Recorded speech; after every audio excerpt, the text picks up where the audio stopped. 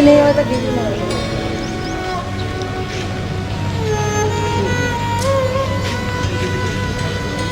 करवा देंगे। समय बदला, परिस्थितियां बदली और बदलने लगे हैं हम। हौसले बुलंद हैं क्योंकि इबारत हम लिखेंगे। देश की आधी आबादी इस समय जमीन से लेकर आसमान तक झंडाबरदार बन चुकी है और हो भी क्यों ना, पूरे देश में महिलाओं की सफलता का डंका बज रहा है। आप सोच रहे होंगे बातें मैं आज क्यों कर रहा हूं। जहां मेरी मौजूदगी है उसके बारे में जानकर भी आप हैरान हो जाएंगे। मैं इस समय शमशान में हूं, जहां पर शायद कोई आने से पहले 10 बार सोचता है कि आखिर शमशान जाने के पीछे कारण क्या हो सकता है। लेकिन यहाँ आने का मेरा मकसद कुछ अलग है। आपने तमाम शमशान देखे होंगे, वहां गए भी होंगे, कोशिश भी की होगी वहां की व्यवस्थाओं के बारे में जानने की। लेकिन जब मैं पहली बार इस शमशान में आया तो मुझे लगा वाकई में कुछ अलग है। इस शमशान की तमाम व्यवस्था एक महिला संभालती है। आपको हैरानी होगी जान करके कि वो महिला अंतिम संस्कार से लेकर के तमाम क्रियाएं यहाँ पर करती हैं। उन पीड़ित शोषित व्यक्तियों को सांत्वना भी देती है जो कहीं न कहीं अपने परिजनों की मौत के गम में दुखी हैं। आप शायद वो विजुअल अपने टीवी स्क्रीन पर देख पाएंगे तो अंदाजा नहीं लगेगा आपको कि वाकई में एक महिला कोई ऐसा काम भी कर सकती है जिसे करने से पहले हर किसी की रूह कांप जाती है। मैं बात कर रहा हूं माया देवी की। उस महिला का नाम माया देवी है जो इस शमशान में तमाम व्यवस्थाएं देखती हैं, तमाम अंतिम क्रियाओं से जुड़ी हुई तमाम इंतजामात देखती हैं और कहीं ना कहीं ये तमाम क्रियाएं करने में या ये तमाम काम करने में उन्हें कोई शर्म महसूस नहीं होती है।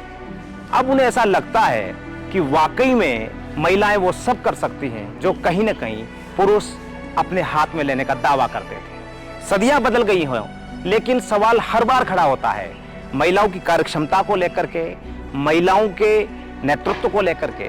लेकिन जब ये परिस्थितियां हम लोग देखते हैं तो जाहिर सी बात है वहां पर खुशी भी होती है कि अब महिलाएं हर सेक्टर में आगे बढ़ रही हैं। ये शमशान आप मेरे पीछे देख रहे हैं, ये पूरी तरीके से माया देवी संचालित करती हैं। हालांकि नगर निगम द्वारा संचालित है, लेकिन माया देवी यहाँ की पूरी व्यवस्थाएं संभालती हैं। कोई भी व्यक्ति अपने परिजन को लेकर जब अंतिम संस्कार के लिए यहाँ पर आता है तो यहाँ की सफाई व्यवस्था से लेकर के वो तमाम इंतजामात जो एक अंतिम संस्कार में जरूरत होती है, जिनकी वो तमाम व्यवस्थाएं जिनकी यहाँ पर आवश्यकता होती है, वो तमाम इंतजामात माया देवी देखती हैं। अंतिम संस्कार के लिए लकड़ी का इंतजाम हो, उनके लिए यहाँ पर अंतिम संस्कार की क्रियाओं का इंतजाम हो, पंडित का इंतजाम हो, यहाँ की सफाई व्यवस्था का इंतजाम हो। सालों से माया देवी इन तमाम व्यवस्थाओं को निभा रही हैं और निभाते निभाते उम्र का एक दौर गुजर चुका है। इनके बच्चे भी हैं और अब ये शमशान इनका आशियाना बन चुका है। पूरा परिवार यहीं रहता है, सालों गुजर चुके हैं, बच्चे यहीं पर जन्मे हैं, उनकी पढ़ाई लिखाई हुई है, लेकिन आज भी ये काम करने में उन्हें कोई संकोच नहीं है, गर्व महसूस होता है। उन्हें लगता है कि जो जीवन ईश्वर ने दिया है वो अपने आप में महत्वपूर्ण है, कोई काम छोटा नहीं होता। और जाहिर सी बात है, एक खास बात इस पूरे मामले में यह भी देखने को मिली है जो मुझे अभी याद आई कि जो भी गरीब तबके का व्यक्ति जिसके पास अंतिम संस्कार के लिए इंतजामात नहीं होते हैं, उनकी आगे बढ़कर के मदद करती हैं और कहीं ना कहीं वो सारी व्यवस्थाएं अपने खर्चे पर उस गरीब व्यक्ति को मुहैया कराती हैं। अपने आप में बहुत बड़ा पुण्य भी है, लेकिन हमारे लिए गर्व की बात यह है कि उम्र के इस दौर में भी माया देवी का जो जोश है, जो हौसला है, वो आज आसमान की बुलंदी पर है। हम बात करेंगे माया देवी से और जानने की कोशिश करेंगे कि एक घर की बहू, एक घर की बेटी आखिर शमशान के सफर तक पहुंची कैसे।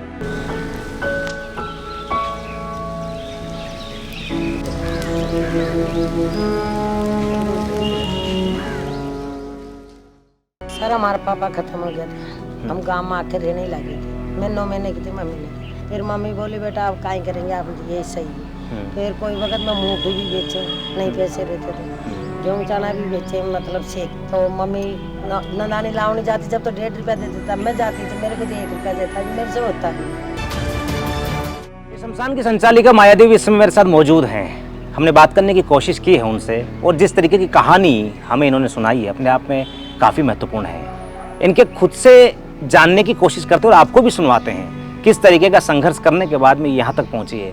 माया देवी जी, आपका स्वागत है नवतेज टीवी में। और ये जो पूरा सफ़र आपका रहा है जीवन का, इसकी शुरुआत कैसे हुई है? सर हमारा पापा खत्म हो गया था, हम गांव में आके रहने लगे थे। मैं 9 महीने की थी, मम्मी ने धीरे धीरे मम्मी मेरे को ऐसे मेहनत मंजूरी करके 1.5 रुपया में नंदानी जाती थी, करतो 8-9 साल के।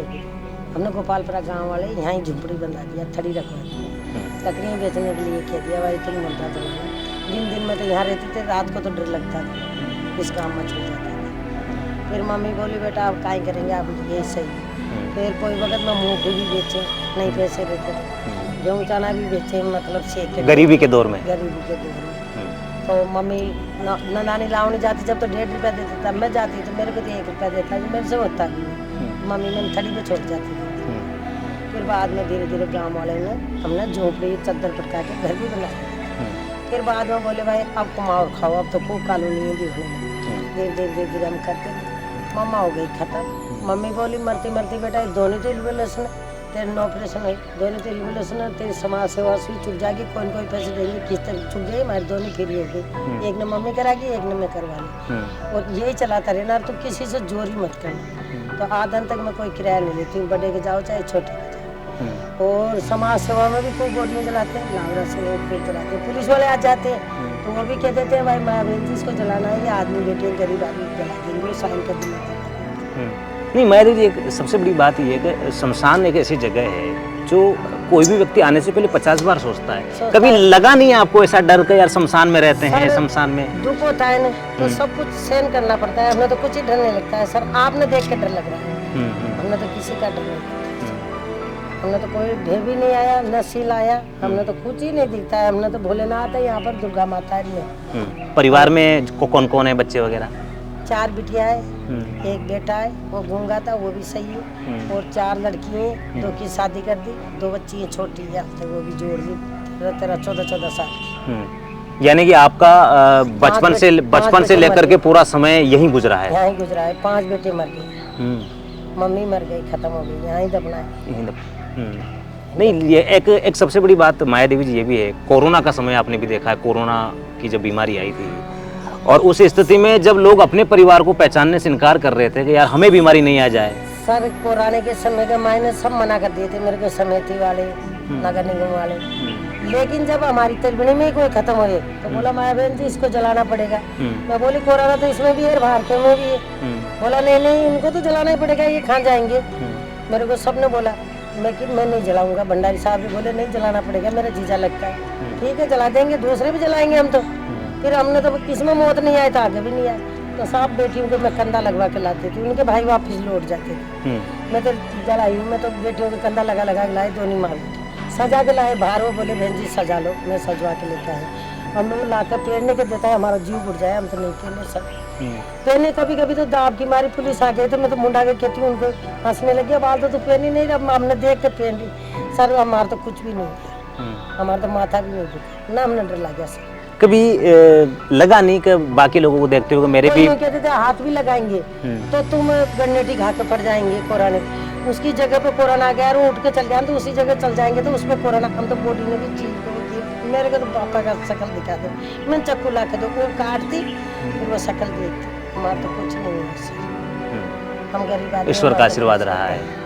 हमारा तो कहीं भी नहीं है, माथा भी नहीं दुखा बगैर। कभी लगा नहीं आपको जैसे बाकी की दूसरी औरतें होती है वो नौकरियां करती, घर परिवार संभालती, बच्चे आपके एजुकेटेड है, पढ़े लिखे हैं, क्या करते हैं बच्चे, क्या करते हैं? सर मैं बच्चों ने पढ़ाने की कोशिश कर रखी हूँ, मैं मेहनत करती हूँ दिन रात ही मेहनत करती हूँ। 3 बजे उठ के तो मैं भोलेनाथ का मंदिर झाड़ती हूँ, सर उसे 37 साल से मामा मरने के बाद में भी। और फिर चौराया झाड़ के लेकर आती हूँ, फिर यहाँ झाड़ती हूँ, फिर गाय भैंस का घोड़ी का भी करती हूँ, बकरियों का भी करती हूँ।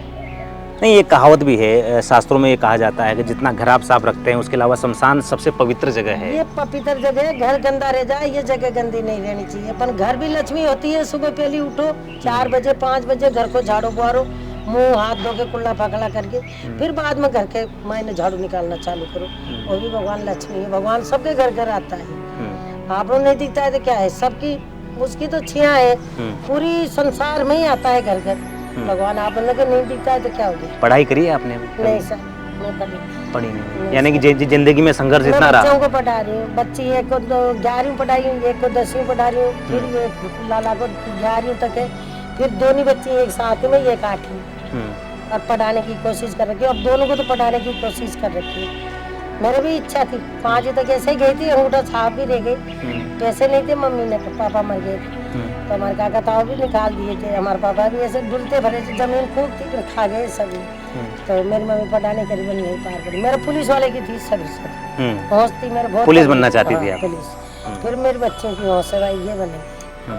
पुलिस में तो मैं बहुत कोशिश करी, मैं गार्ड में भी लग गई थी अजमेर गेट के लिए, भर्ती लगा दिए थे मेरे को कि तू रात वहाँ जाया कर, दिन यहाँ बैठ जा, नहीं पार। एक मायादेव जी एक सवाल बड़ा, मेरे एक सदा भाई साहब ने डाडा फैक्ट्री के सामने रहते, हम जाती थी दोनों। फिर वो तो महीना 15 दिन रखा, फिर मना कर दिया जी ये काम करने लगे, मुझे ये अच्छा लगा।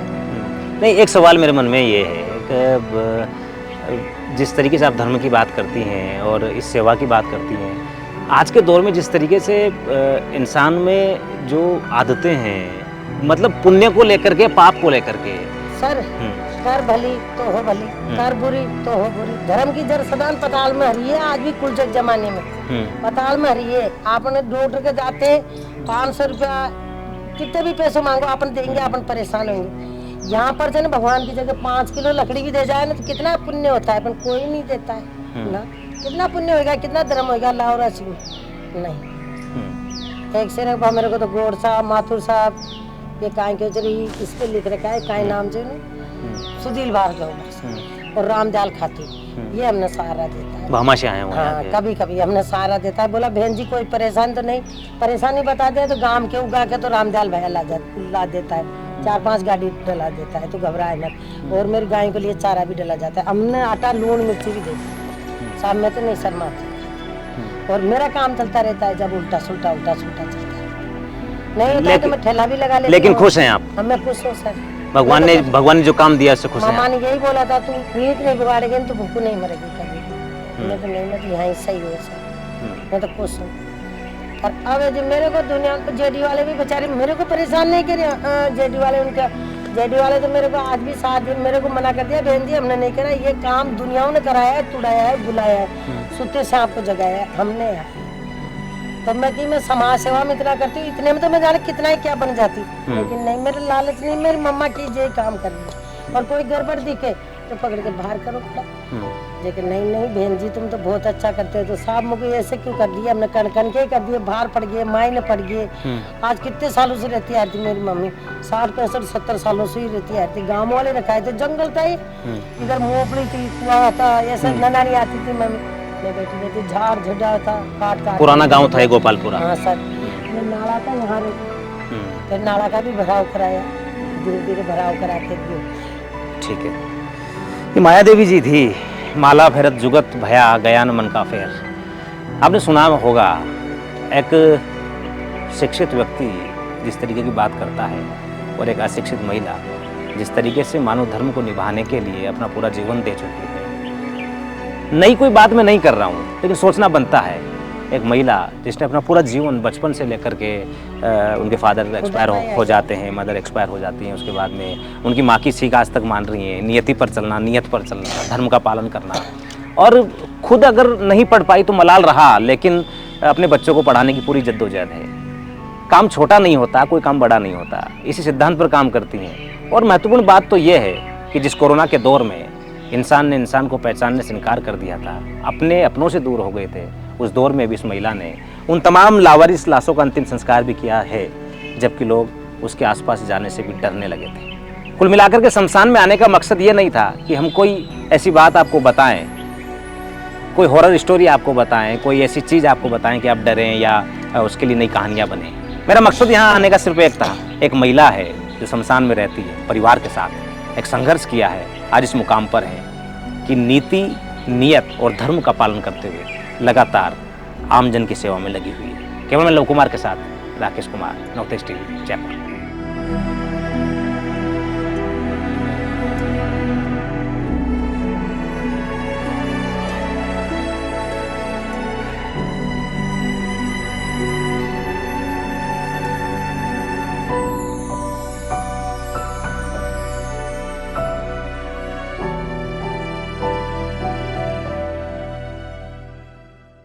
देश और दुनिया की हर बड़ी खबर के लिए सब्सक्राइब करें नवतेज टीवी और पल पल के अपडेट्स के लिए बेल आइकन को दबाना ना भूलें, क्योंकि आपकी खबरों का भरोसेमंद साथी है नवतेज टीवी।